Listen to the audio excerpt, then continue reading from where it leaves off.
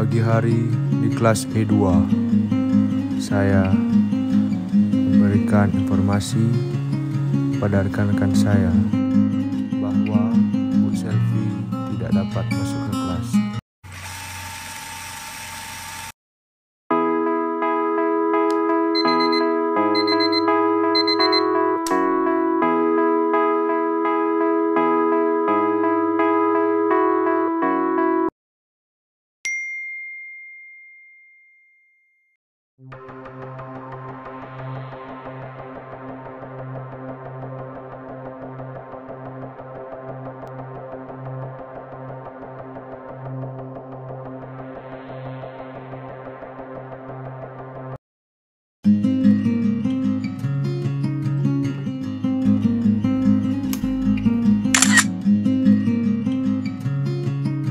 Jadi diskusinya itu mengenai Institut Pemerintahan Dalam Negeri.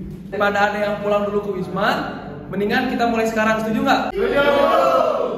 Yaudah, biar cepat, yang lain dulu dong. Baik, kita mulai.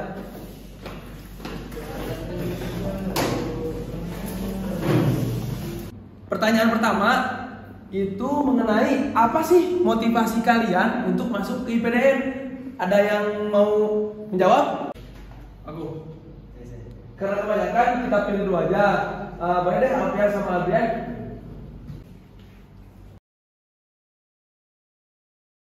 Ya, di sini saya akan menjelaskan motivasi saya masuk di IPDN. Seperti yang kita ketahui, untuk masuk di sekolah kedinasan salah satunya adalah IPDN tentulah tidak mudah. Kita harus bersaing dengan puluhan ribu orang, yang dimana di IPDN sudah dilengkapi dengan fasilitas yang memadai untuk menunjang proses pembelajaran kita. Tentunya untuk masuk di IPDN kita pasti memiliki motivasi agar kita semakin bersemangat untuk lolos di IPDN. Salah satunya adalah ingin membahagiakan kedua orang tua, yang dimana orang tua saya berharap untuk berguna bagi bangsa dan negara.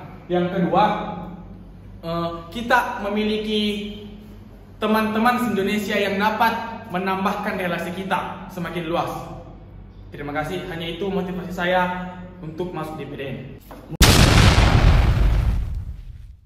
Mungkin kalau menurut saya ya, menambahkan apa yang disampaikan oleh saudara Alfian, mungkin kita udah tahu ya kalau IPDN itu jenjang karirnya pasti. Jadi kita keluar dari sini nggak perlu capek-capek nyari kerja. Mungkin cuma itu sih kalau menurut dari pandangan saya sendiri. Jadi motivasi tiap orang itu beda-beda, mungkin ya. Ada yang ingin membahagiakan orang tua, ada yang untuk masa depannya lebih cerah, dan lebih banyak yang lainnya. Nah, kita lanjut nih. Tadi kan udah motivasi, pasti ada rintangan dan masalah. Nah, menurut rekan-rekan sekalian, selama kita di kampus IPDN Kalbar, apa sih masalah yang rekan-rekan hadapi? Jadi menurut saya permasalahan yang saya alami selama saya berada di kampus IPDN Kalimantan Barat dalam pembelajaran adalah saya harus kembali lagi menyesuaikan dengan jalatsu yang ada. Di mana jalatsu yang ada di sini itu sangat mepet tenggat waktunya, yang membuat kami para praja itu merasa kelelahan, dan tak jarang juga dari kami itu ketiduran ketika saat mengikuti pembelajaran. Aku mau nambahin. Ya, jadi benar sekali apa yang dikatakan teman saya tadi. Di sini kita selama berada di kampus ini ada beberapa faktor yang menjadi permasalahan. Yang pertama menurut saya itu adalah kurangnya buku literasi yang ada di perpustakaan. Karena waktu itu saya mencari buku di perpustakaan itu kadang tidak ditemukan, dan banyak sekali sumber-sumber yang masih belum lengkap. Dan salah satunya adalah faktor adaptasi, karena kita di sini itu kan baru ya, jadi harus beradaptasi dulu dengan tempat baru, dan kita harus menyesuaikan dengan kondisi yang ada sekarang. Jadi apakah faktor-faktor permasalahan tadi yang menjadikan kita menghambat untuk dapat berkembang? Wah, menarik banget ya dari tadi yang permasalahan yang udah disampaikan sama Azaria dengan Arif. Nah, ada nggak sih solusi dari yang lain untuk menanggapi masalah ini? Bang, jadi Bang, menanggapi tentang pernyataan Aza terkait mepetnya jadwal jarak kita, menurut saya sendiri bagi seorang praja sudah seharusnya kita ini dilatih yang namanya disiplin, terutama disiplin waktu. Jadi sudah sepatutnya kita ini pintar dalam membagi waktu, terutama dalam waktu beristirahat. Kita di sini di kampus Kalimantan Barat ini tidak pernah melewati jam 10 untuk jam istirahat. Pengasuhan sudah menginstruksikan kita untuk beristirahat setelah jam 10 tiba. Maka dari itu kita sebagai seorang praja pintar-pintar memanage waktu, pintar-pintar memanage waktu istirahat kita agar nantinya kita tidak kelelahan dalam menghadapi jadwal yang padat. Jadwal yang padat ini sebenarnya bukan sebuah kekurangan bagi kita, bukan sebuah kendala, tetapi kita anggap ini sebagai sebuah pelatihan. Nanti di mana kita dalam melayani masyarakat, dalam bekerja, kita pasti dihadapi oleh jadwal-jadwal yang padat. Seperti itu. Untuk mengatasi masalah yang dialami oleh Arif Sunu Pamungkas terkait literasi dan adaptasi.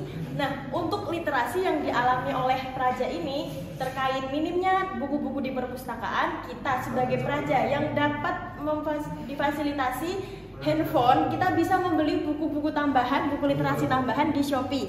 Nah, selanjutnya terkait waktu pesiar yang diberikan. Kalian bisa tuh dari jam 9 pagi sampai jam 9 malam ke Pontianak, datanglah ke perpusnya, jangan main-main doang. Terus yang ketiga yaitu untuk handphonenya bisa akses jurnal atau e-book yang ada. Nah, kayak gitu kan bisa nambah literasi kita, gak cuma di perpustakaan aja. Yang kedua terkait masalah adaptasi. Adaptasi memang sih di sini tuh kayak pulau baru ya, panas, gersang, kita kan pasti shock atau kaget gitu kan. Nah, langkah pertama menurut saya itu terima dan ikhlas atas apa yang kita dapatkan di sini. Nah, yang kedua, ingat orang tua kita yang utamanya, orang tua yang telah menafkahin kita, yang ingin kita sukses menjadi PNS di masa yang akan datang. Nah, yang ketiga, biar kita happy nih menjalani siklus di sini, carilah penyemangat di sini. Itu poin yang paling penting. Jadi dengan adanya penyemangat, kita bisa selalu tersenyum dan bahagia saat menjalani siklus.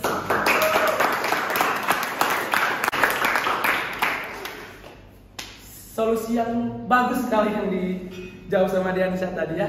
Nah, sekarang hal positif apa sih yang pernah kita lakukan selama di IPDN Kampus Kalbar ini?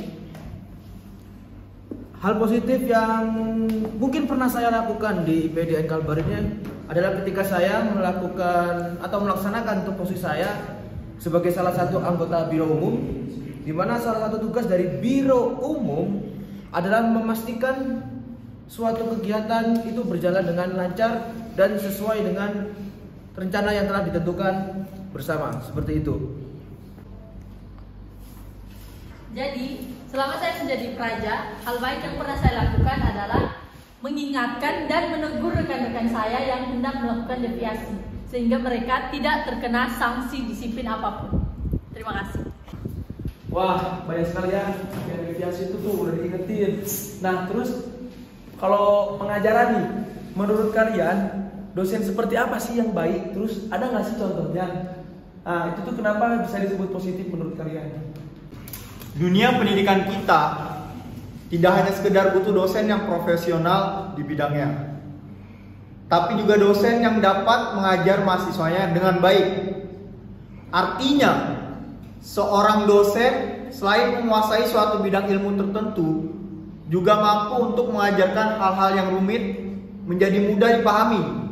Karenanya, dosen harus dapat menguasai metode pembelajaran yang baik. Selain metode belajar di kelas, yang lebih penting ialah metode pembelajaran mahasiswa. Atau dengan kata lain, bagaimana membuat mahasiswa mau belajar sendiri dengan gaya dan keunikannya masing-masing. Dosen juga perlu memikirkan media-media pembelajaran lain yang dapat meningkatkan pemahaman mahasiswa terhadap materi. Nah, seperti yang dikatakan Azza barusan, bahwa di IPDN itu menerapkan sistem tridharma, yaitu pengajaran, pelatihan, dan pengasuhan. Nah, maka kita itu sulit dalam membagi waktu, sehingga para dosen itu harus mampu untuk membangun motivasi, membangun teladan yang baik bagi praja, karena dosen itu sebagai agen pengembang dari pengetahuan. Nah, para dosen itu harus mampu menerapkan atau merancang strategi-strategi dalam proses pembelajaran seperti membangun inovasi atau kreativitas di dalam proses pembelajaran agar belajar itu menjadi menyenangkan dan asik supaya pelajar itu tidak mengantuk di dalam kelas dan menjadi jenuh. Nah, kemudian apa sih yang telah dosen lakukan yang telah menginspirasi rekan-rekan sekalian? Nah, tentunya banyak ya hal-hal yang menjadi inspirasi atau motivasi bagi kita semua dalam penerapan ilmu-ilmu yang telah disampaikan oleh Ibu dosen.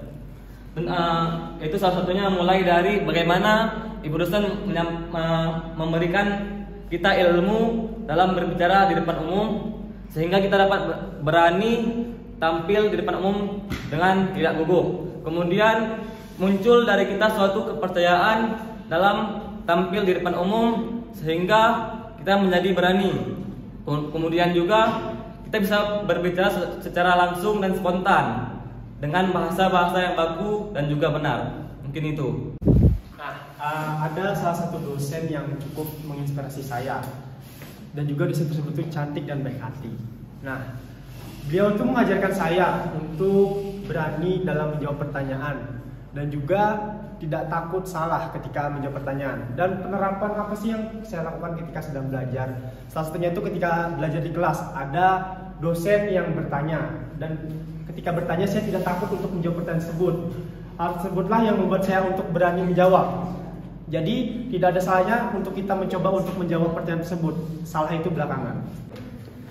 Ya, di sini saya ingin menambahkan bahwa seperti yang dibilang oleh Dayat, dia itu sangat mengemari atau melihat inspirasi dari dosen yang dibilang Dayat tadi. Jadi menurut saya dosen tersebut memang sangat menginspirasi karena dari apa yang telah ia ajarkan kepada saya dan juga rekan-rekan saya itu akan membuat kita bergerak untuk lebih maju ke depannya. Karena dengan ilmu-ilmu praktek itu lebih penting menurut saya untuk di dunia kerja nanti. Jadi yang akan saya lakukan adalah saya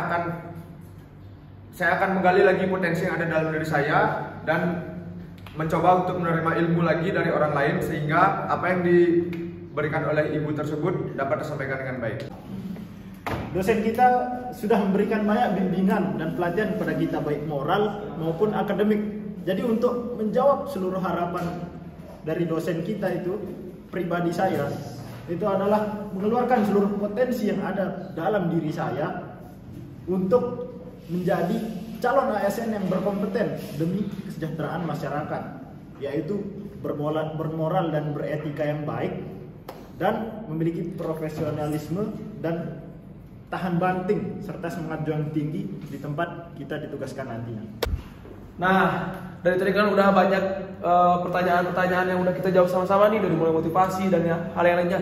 Sekarang pertanyaan terakhir nih, apa sih yang kita akan lakukan ke depannya? Perubahan apa sih yang akan kita lakukan ke depannya? Ada yang mau menjawab? Ya. Baik, lalu apa sih perubahan yang saya lakukan? Nah, di PDN sendiri yang hal paling menonjol adalah manajemen waktu. Jadi dengan manajemen waktu kita jadi tahu kapan harusnya belajar, kapan waktu binsik dan kapan waktu istirahat. Sehingga hal yang kita dapatkan nanti hasilnya bakal tepat sasaran. Ilmu yang diterima dapat maksimal, fisik terbina dengan baik, lalu mental terjaga dengan istirahat yang cukup. Lalu selain itu kita juga bakal tertanam disiplin waktu. Sehingga disiplin waktu ini dapat menjadi bekal kita di dunia kerja nantinya. Sehingga kita dapat membawa nama baik IPDN saat kerja nanti. Sekian, terima kasih. Wah, nggak kerasa ya, udah setengah jam berlalu nih kita diskusi. Jadi banyaklah informasi-informasi yang kita dapatkan, pengalaman-pengalaman baru yang kita dapatkan, dan mungkin pengetahuan kita juga bertambah. Jadi saya rasa diskusi hari ini mungkin cukup sekian, dan ada satu kata-kata nih dari saya, yaitu Syababul Yaum Rijalul Ghad, yaitu pemuda zaman sekarang adalah pemimpin di masa yang akan mendatang.